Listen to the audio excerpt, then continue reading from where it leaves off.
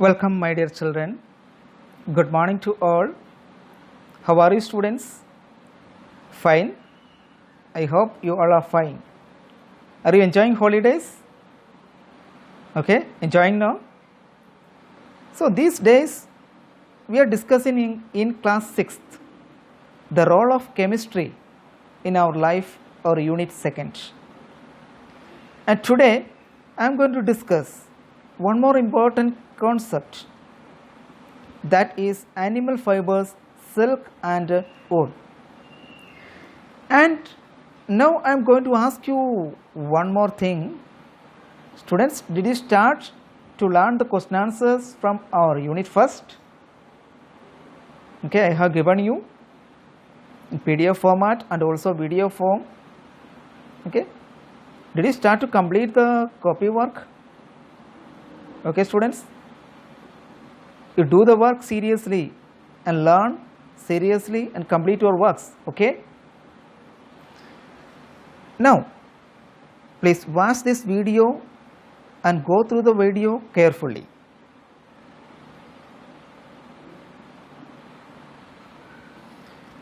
Okay, animal fibers, silk and wool. Silk and wool are common animal fibers. Silk is obtained from silkworms. Silk is obtained from silkworms. And wool from hairy animals like sheep, camels and yaks. Okay, wool obtained from sheep, camels and yaks. Same time, the silk obtained from silkworms. These are the common animal fibers which we are using in our daily life. First, we are going to discuss about silk. About 4,500 years ago, the Chinese discovered an insect. Its name was the Himalayan silk moth. 4,500 years ago, the Chinese discovered an insect. Its name was the Himalayan silk moth. The female moth lays about 200 to 500 eggs and dies. The female moth of this category lays eggs about 200 to 500 and dies. The eggs are preserved. These eggs can be preserved. They preserve the eggs and the worms come out when the eggs hatch. They preserve the eggs and afterwards the worms come out when the eggs hatch. They are fed on mulberry leaves.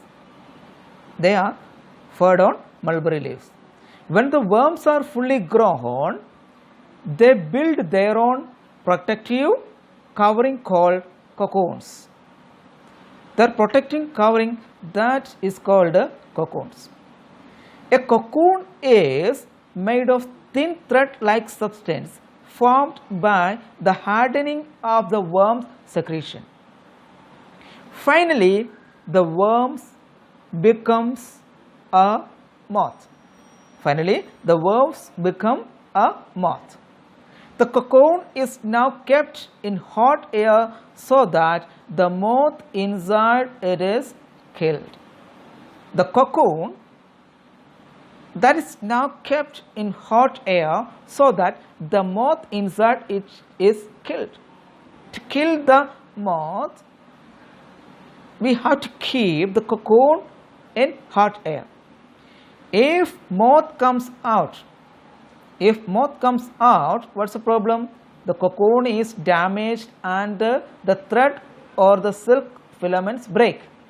That's why we are killing the moth inside it. Clear? If moth comes out, what will happen to the thread or silk filaments? It will break. That's why we are killing the moth inside the cocoon. Okay, a silk filament we get from a cocoon is 600 to 800 meters long. A silk filament we get from a cocoon is 600 to 800 meters long, not 1 or 2 meters. 600 to 800 meters silk filament will get, clear, from a cocoon. Okay, what a precious it is, you see. Now here we can see the female silk moth and its eggs. Okay, this is the moth. Okay, its eggs are here. Okay, eggs you can see here and there. Female of the silk moth and its eggs. Okay, students, here you can see the silkworm feeding on a mulberry leaf. Silkworm feeding on a mulberry. This clear. You can see the silkworm here on the mulberry leaves. These are the mulberry leaves. Okay, on it you can see the silkworms. Okay, silkworm feeding on a mulberry leaf. Now here you can see first one, the figure A. This silkworm was started spinning its cotton. Silkworm started spinning its cotton. And second one B, you can see silkworms are provided with straw on which they can spin their cocoons. Silkworms are provided with a straw on which they can spin their cocoons here in second diagram. Okay, in second diagram you can see.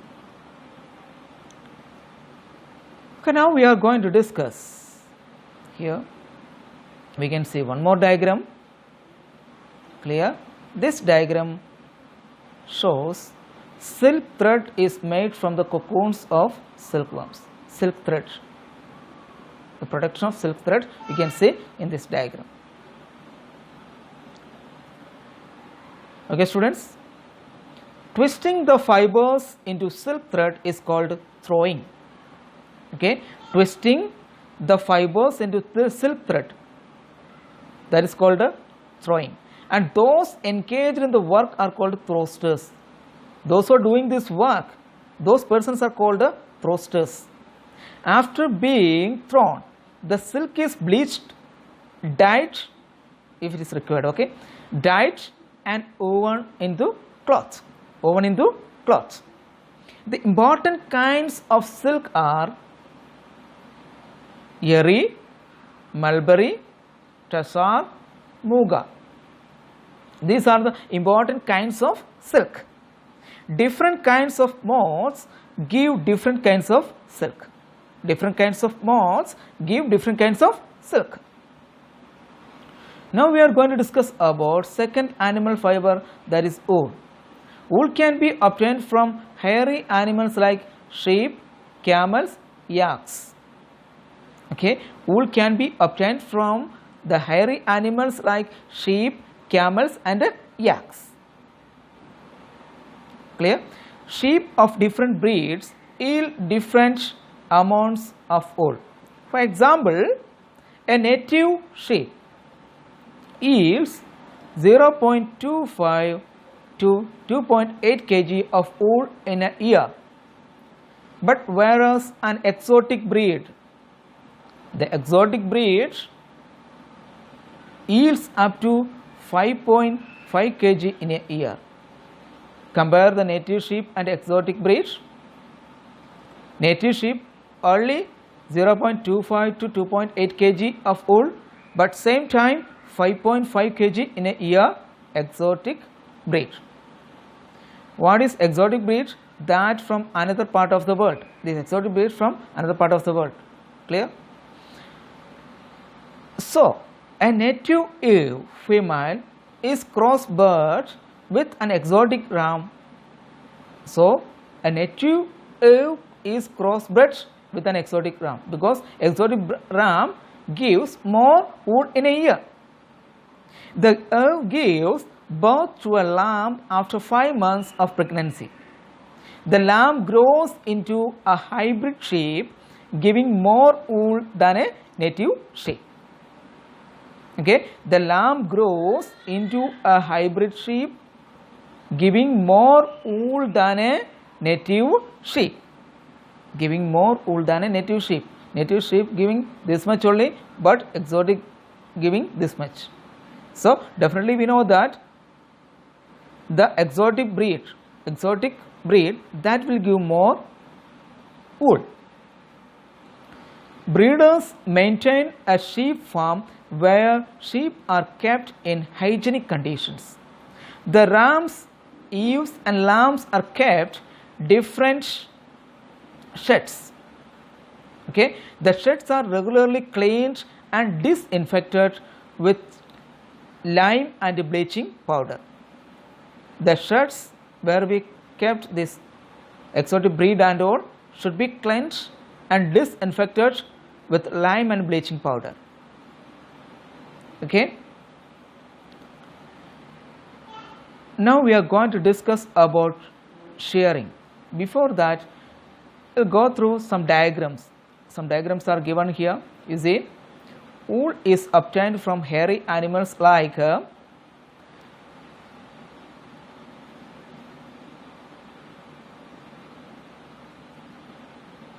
sorry for interruption. Okay, wool is obtained from hairy animals like sheep, camel and yak. You see, you can see the diagrams, the hairy animals, clear? If you are given here, and last yak, clear? Yeah, this is yak, and here it is camel, okay, here sheep. These are the main three hairy animals which gives us wool.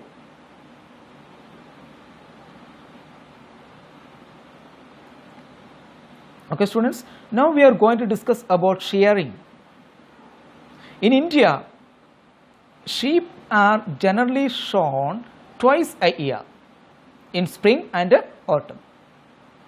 In India, sheep are generally shorn twice a year, in spring season and autumn. A couple of days before shearing, the animal is washed thoroughly. Before shearing, what we have to do? We have to wash the animal thoroughly with water in order to remove dirt from the wool. The wool obtained from such an animal is called washed wool. The wool obtained from such an animal is called washed wool. Shearing is done using a pair of scissors. We are using a pair of scissors to do the shearing process. Or electrically driven shears also available nowadays. Bad shearing lowers the price of the wool. We have to do the shearing very carefully. Bad shearing lowers the price of the wool. So the fleece is shorn only by trained persons. So only trained persons can do this duty. This is done as far as possible at one go and not in clumps. Any accidental cuts are treated with an antiseptic like iodine solution. The fleece is tied into bundles. The fleece is tied into bundles later. The wool obtained from live sheep, that is called clipped wool. The wool obtained from live sheep, that is called clipped wool. That from dead sheep, that is called pulled wool. That is called pulled wool from dead sheep. From dead sheep we are getting pulled wool. From live sheep we are getting clipped wool.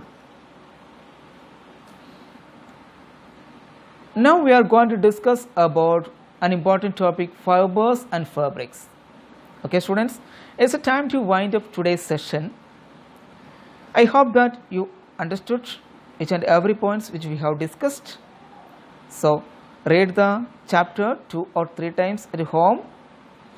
Today I am going to leave from you. Clear? Goodbye and have a nice day. Till next video.